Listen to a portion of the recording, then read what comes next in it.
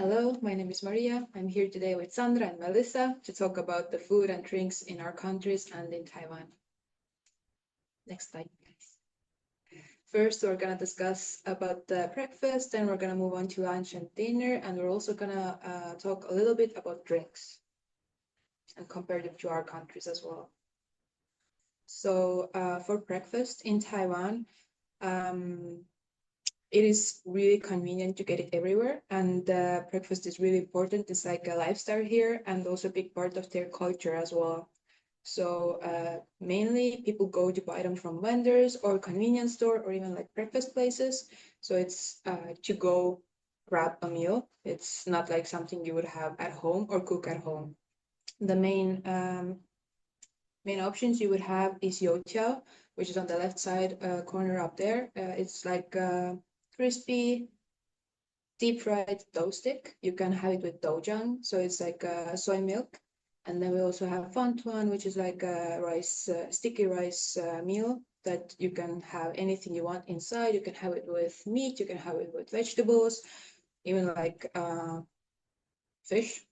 And then we have danbing, which is and like an omelette, Taiwanese omelette, that you could also have whatever you want with, and it will be crispy outside and soft from the inside.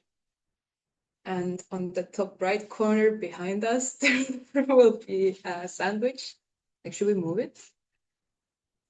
There will be a sandwich that is also like a really common Western option that you can have in Taiwan, but usually they have like 3 layered sandwiches. So bread, some kind of filling, some more bread, and then filling, and the last like a slice of bread.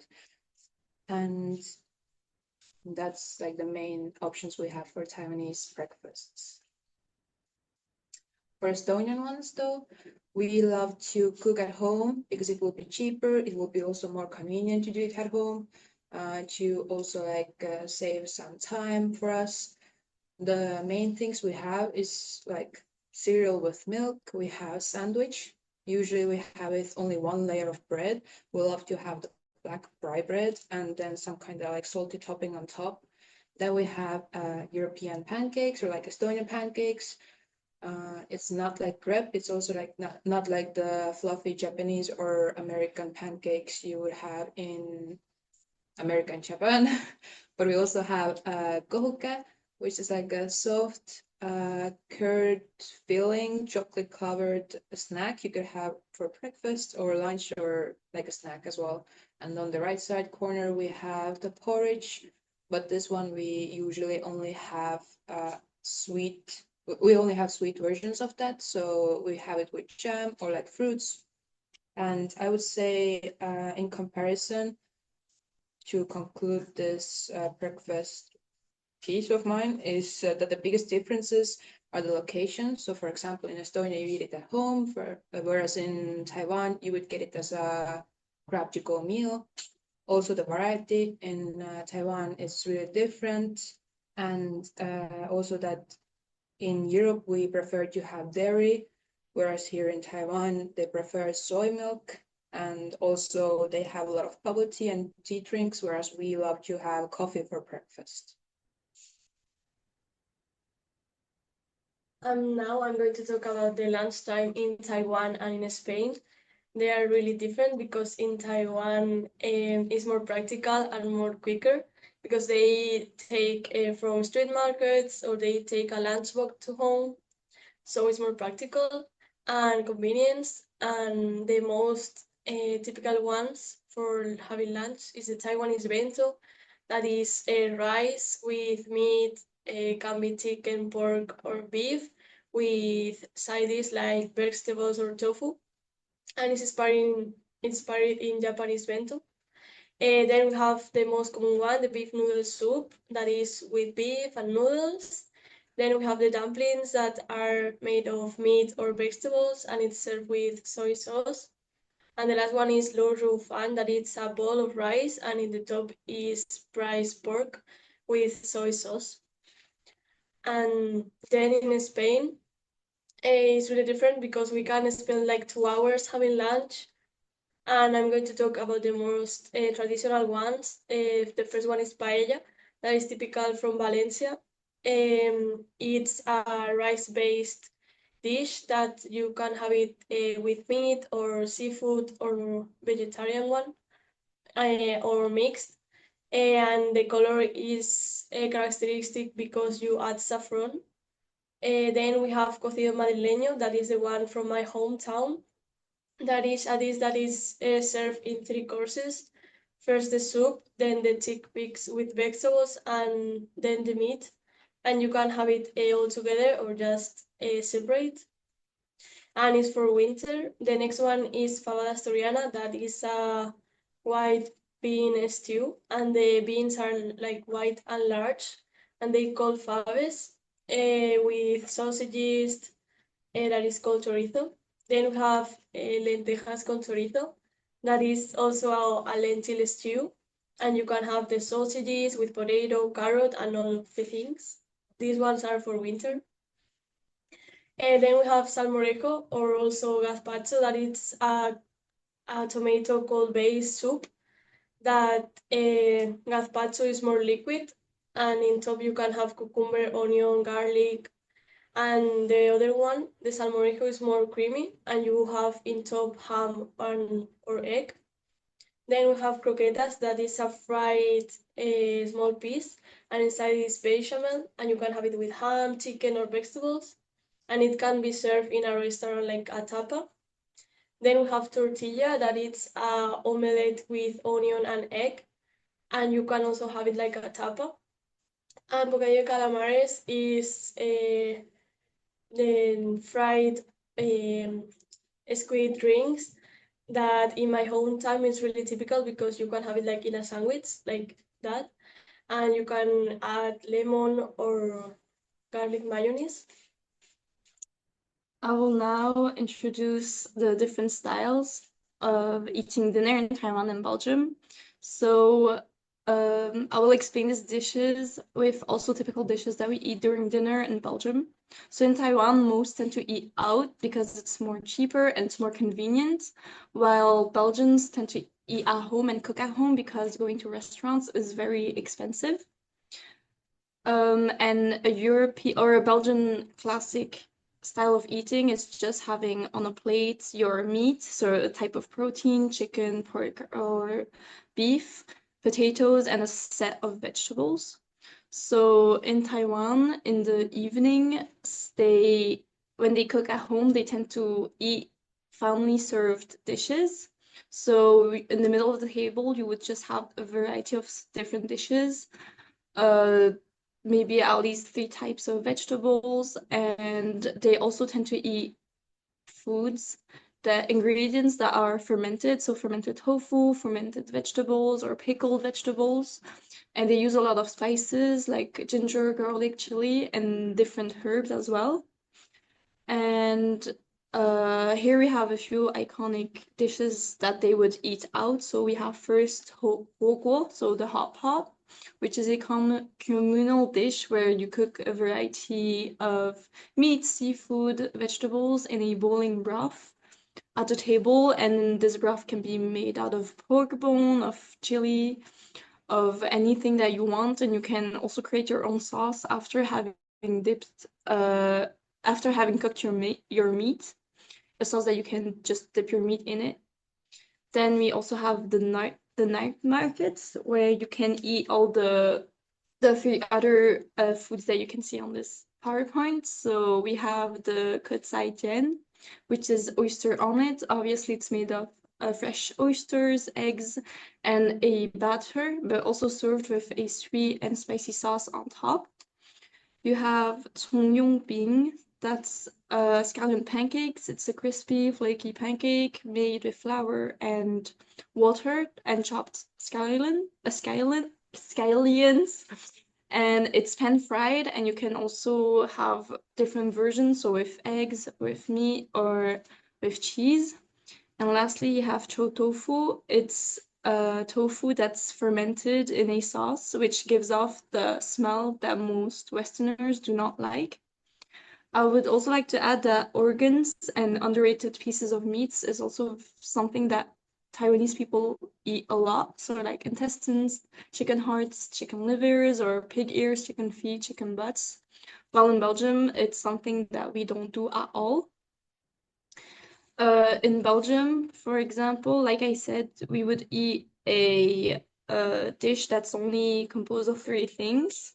So a meat, a starch that's usually potatoes and vegetables. And here are some of the iconic dishes you can find in Belgium. So the first one that's the most popular, I would say, is mou frites, mussels and fries. So just mussels cooked in wine in different styles. And then we have stoofvlees or carbonate flamande, which is the French name of it. It's a beef stew made with a beef or a what do you call it? A beer stew or beer broth, which gives off a very flavorful and rich dish. Then we have waterzooi, that's more specific to a region that's called Ghent. It's chicken or fish that's cooked in a creamy stew with vegetables and same thing, a very rich broth. We have also vol au vent, which is just a white sauce with chicken and mushrooms, with shredded chicken. And then we have boulettes liégeoises, that's also something very specific from a region. And it's meatballs cooked in a beer sauce. And most of these are served with crispy fries.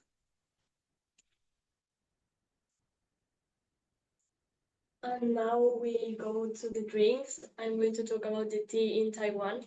That is the most popular one. The first one is the bubble tea. It's milk tea with tapioca pearls inside, and you can have it like many flavors. Then we have the oolong tea that is semi-fermented tea with flour and roasted taste. That you can have it also in convenience store cold. Then we have the black tea that is the most common one, the salmon lake black tea. That it's with a slight sweet flavor. And then we have the green tea that you can also have in convenience stores in cold. And the last one is the winter melon tea. That is the one that doesn't have tang, and it usually for summer. And as for the alcoholic drinks, Taiwan is really known for its hard liquor, for example, Gabalan, and also the Jinmen hard liquor that you can see on the left side there on the bottom. So if you go to the Jinmen Island, yeah, and you have a possibility or an opportunity to stay with the locals there, it is really recommended you do it, and they will probably also give you something to drink there as well and try from the local breweries as well. And for the other drinks, we have Taiwanese beer and also ciders. And we talked amongst ourselves and we decided, or not decided, but we think that Taiwan has a lot more cider tastes than we have in Europe. For example, they have like ice cream flavored ciders and like peach and lemon and like so on, so many. And yeah, drink carefully. And now I'm going to talk about the drinks in Spain. Some of them are for lunch, but some of them you can drink it at any time, especially at summer. The first one is horchata, that it's a drink made of tiger nuts that is called tufa in Spain. It's a mix of water, sugar, and the tiger nuts, and you can also add cinnamon. Then we have the red wine that it's really typical from the north, that you can drink at lunchtime, like at Rioja. Oh.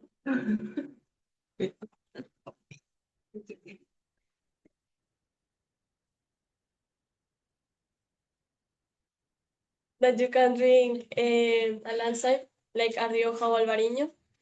Then we have sangria, that it's a mix of fruits, red wine, and liquor. and it's different from the tinto that I'm going to explain later, that it's because this one is more light. And the tinto is a mix of wine and sparkling water, and you can have it both on summer. Then we have Sidra, that is really typical from the north, because they pour it and you need to serve it from different distance, so it can aerate it. And then the cava, that it's special for celebration, and it's like a sparkling champagne. Now I'm going to introduce Belgian beers because Belgium is very known for their breweries. And you may or may not know these popular beers in Belgium: Chimay, Hoegaarden, Stella Artois, and Houblon Chouffe. These are very popular in Belgium, and these beer can go from pale to strong to fruity beers. Younger people tend to drink them during parties, especially the fruity beers. But these beers that are dark or strong ales tend to be drank during Sundays, because on Sundays Belgians have a free day usually, so they just go to cafes, to the pub, and hang out together in the afternoon, especially in summer. And that's where they hang out and just get together every Sunday. So in conclusion, the food cultures in Taiwan, Estonia, Spain, and Belgium each reflect unique traditions and lifestyles. Taiwanese cuisine is more diverse, with quick meals from street vendors, while the countries in Europe tend to eat at home because it's cheaper. And each country offers a distinct culinary experience shaped by its culture and traditions. Thank you for listening, and I hope you liked this presentation.